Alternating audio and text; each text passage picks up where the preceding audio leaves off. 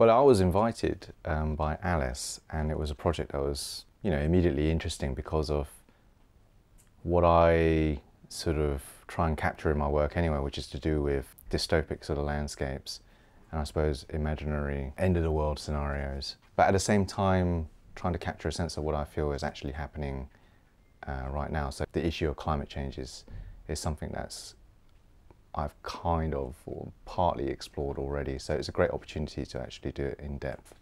Well, I've been speaking with Dr. Paul Wilkinson about the transmission of diseases through insects and parasites, depending on geography.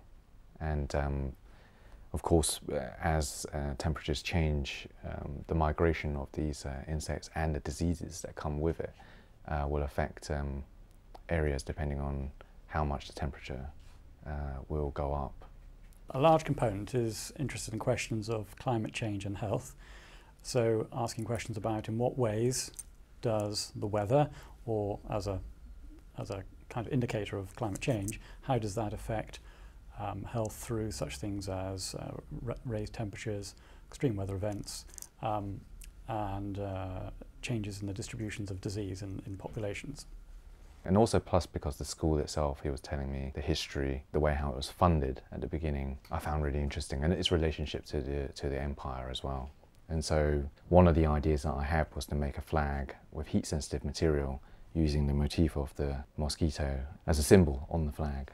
The idea of with heat sensitive material is referring obviously to climate change, and the motif of the mosquito talks about the disease and the transmission of it, as well as, for me, combined with the flag as a symbol of conquest, also the history of why this was researched. And I'm also going to be making a tree out of papier-mâché. Oh, sorry, this is made out of the Financial Times newspaper. So you layer many sheets, and then you guillotine these blocks, and then you can form these into these branch-like forms, sand it back, and you get this kind of driftwood-like looking log. Metaphorically, sort of maybe suggesting a piece of driftwood from a sea of information, because that's one of the things that I'm interested in, which is this economic or global economic landscape of data. And then, of course, the relationship between ecology and economics.